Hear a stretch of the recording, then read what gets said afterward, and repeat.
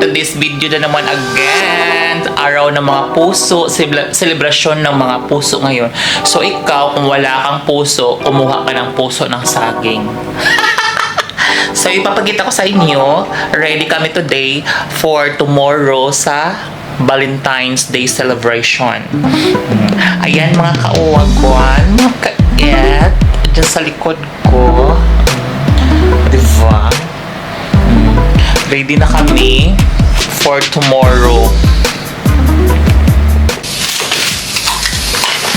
So, ito lang ginagawa namin mga kaet. Yung gypsophilia, iipag-sprayhan namin ng kulay pula.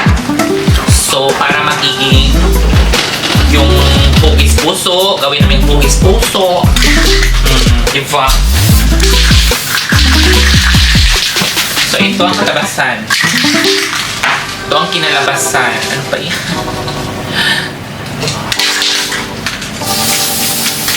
Kailangan siyang pulang-pula. So, ito na nga. Ayan.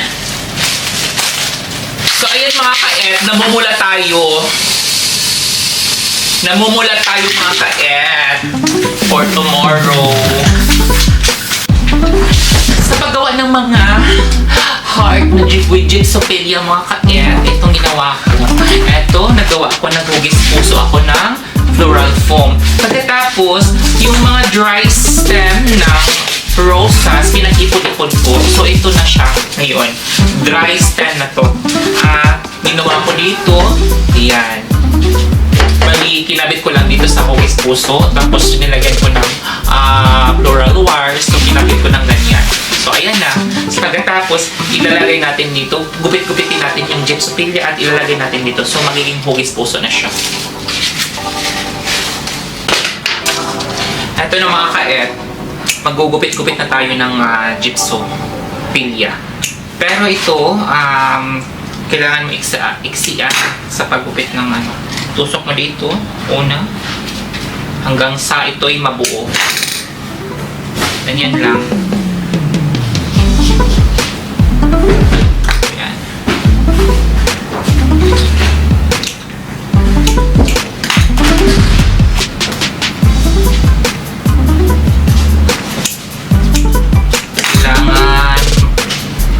Kailangan na ano siya, formang-forma na hugis puso.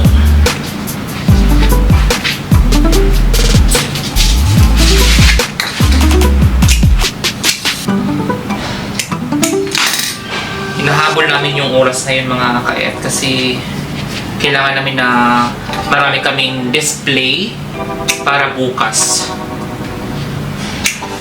So ngayon pa lang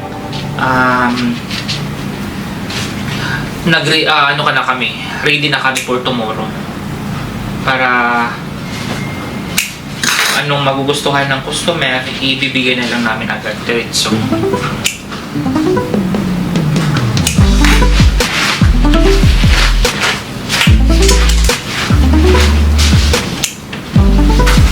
Sa mga walang dyan, walang karelasyon, walang boyfriend, walang girlfriend, o walang araw-araw naman tayo may puso. Araw-araw naman tayo i-celebrate natin yung tulad ito, di ba? E di yung yung tatay nyo, yung nanay nyo, yung kapatid nyo, di ba? Pagbigyan nyo ng ganito.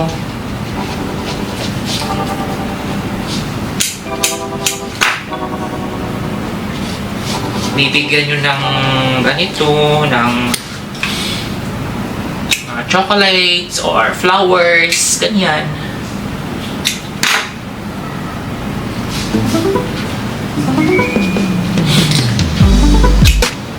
O diba? Ayan na. So, kailangan mabuo natin yan ng kulay red. Mabuo natin ng bulaklak. So, magiging na siya, puso.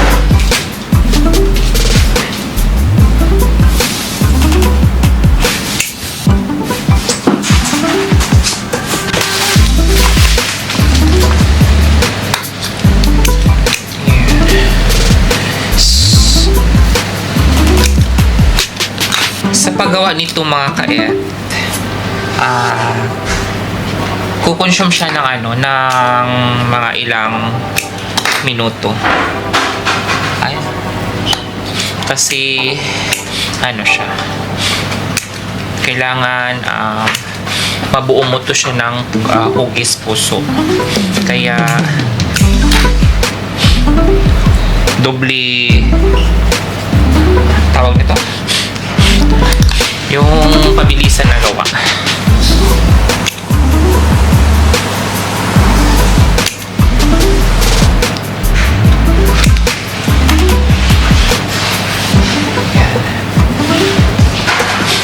Diba? Tapos mamaya pag nabuo mo na to, kailangan gupit-gupitin yung tulad niyan, diba? May mamataas, may mga ganyan. Kailangan ito din, tulad niyan, kailangan gupit-gupitin yung mga yung sumusobrang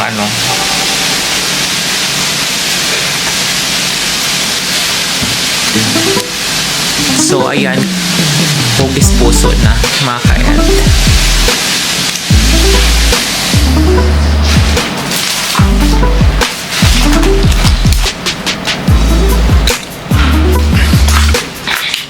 Meron din tayong iba't ibang design, mga kaet. So, eto, ilalagay ko to siya. Depende sa inyo kung anong gusto nyo sa design nyo. Eto, na siya, ito na hugis puso na siya. Tapos gusto kong may kakaibang twist dyan. So, lagyan ko ng ibang flowers dito. Ayan. So, ito, ang name nito is Carnations. Carnation Red. Red. Pakawi naman. So, ganyan. Lagay mo lang ng ganyan. Depende sa'yo kung saan ka, Yan. So, tansyahin mo. Pwede mo siyang pagbubukain. Yan. Tapos, lagay mo siyang ganyan. Yan. Depende kasi, no? Yan.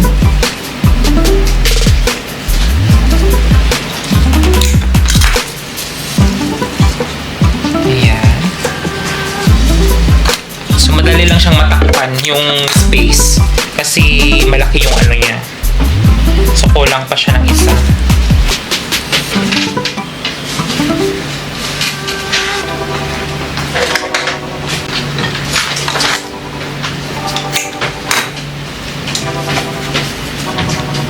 So, ayan. Diba? Perfect na mga kaet. Ayan. See? Mataba yung ating puso.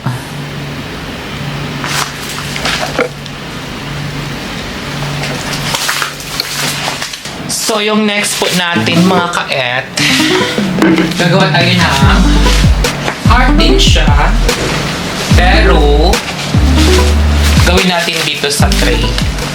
Tray with with grass. Yan.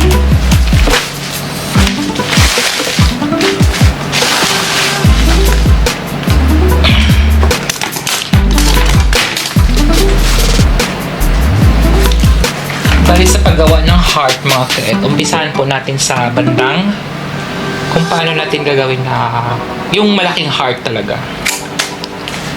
So, ito siya ang yung height. Gawa natin ng malaking heart. Umpisa po kayo dito sa gitna. Hanggang pumorma siya ng heart. Hanggang paikot siya. So, balikan yan lang ang gagawin nyo.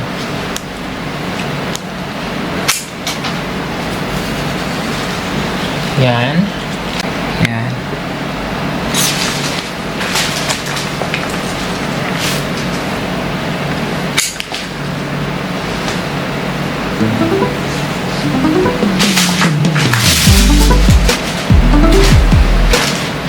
Ayan.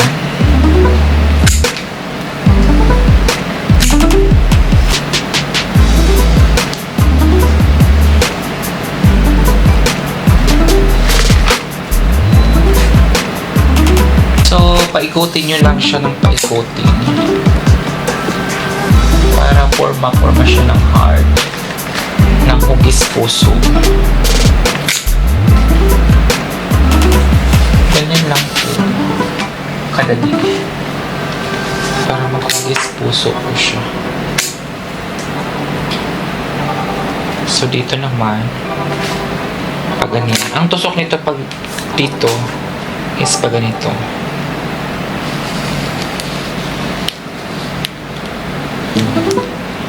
Ayan. Parang hindi nyo nakakita. Ayan.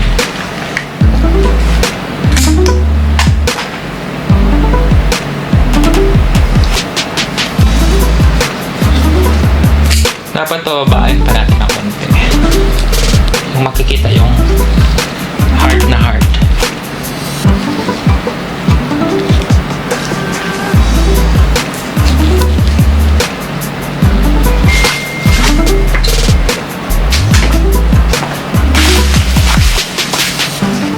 Ito po yung heart shape with tree with artificial grass. Malapit na po tayong matapos. Ayan mga ka-et, ganyan.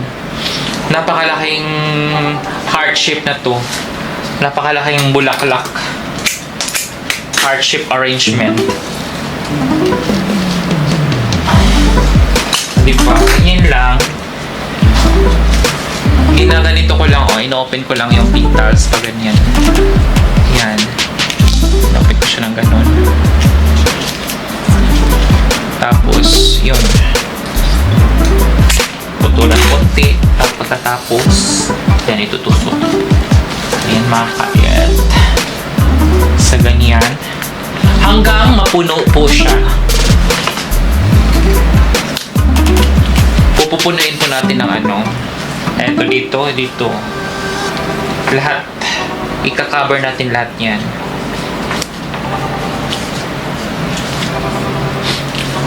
Diba? Kaya, yun. Ito nga sinasabi ko sa inyo na today, busy kami.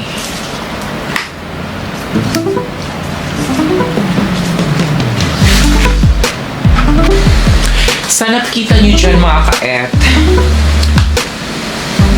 na parang ano, parang nasa isip nyo, nakikita nyo dyan na parang hindi yung tawag nito, hindi accurate, hindi pantay yung pagkahugis puso niya, pagkahugis heart niya. Kasi sinadya ko yan mga ka-ets. Sinasadya ko yan na ganyan yung yung magiging kalabasan. Parang pag ito, parang pababa, dito naman, parang pangat siya. Yan naman talaga eh. Hindi naman talaga pantay-pantay yung puso natin, bawat isa. Di ba? Nasusigurado mo ba? Nasusukat mo ba? Yung puso natin ay pareho lahat. O di ba yung mga damdamin natin hindi pareho lahat? O yun.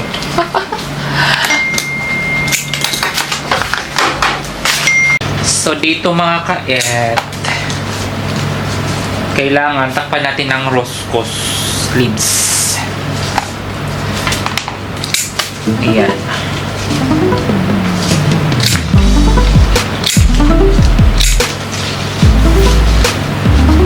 Para hindi makikita yung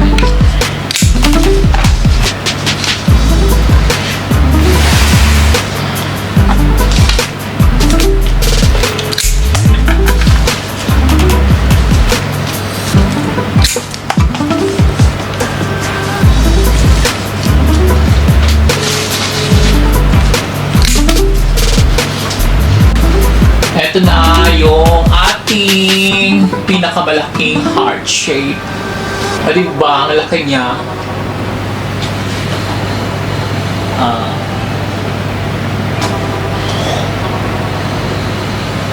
Ganyan.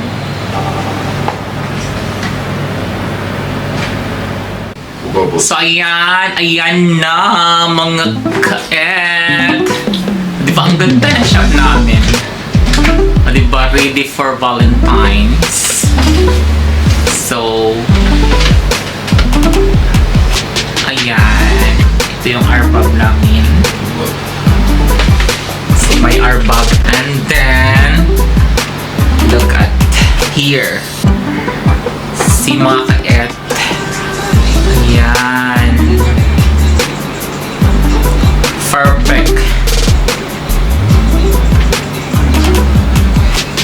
So, ito yung heart na malaki.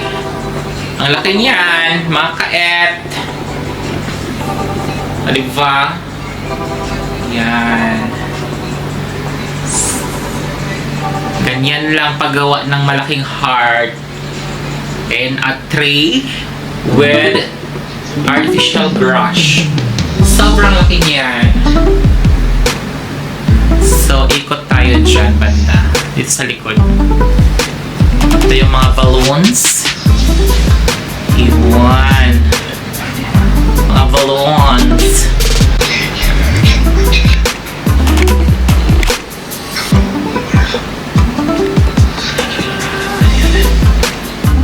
Next na naman natin ang gagawin mga ka-et.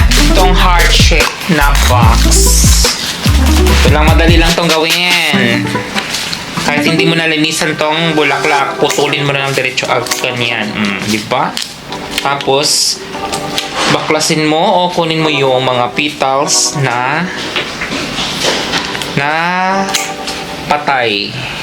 Na mukhang, mukhang durog na. Tapos ganyan, umpisa ka sa gitna. Tapos hanggang pa ikot sa magkabilang gilid. Putol lang ng ganyan, putol lang ganyan. Tapos ayan. Putulan mo ng maiksi. Tapos ilagay mo ng ganun. Madali lang mga ka-et. Ito. Yan. Itong mga pangit ng mga petals.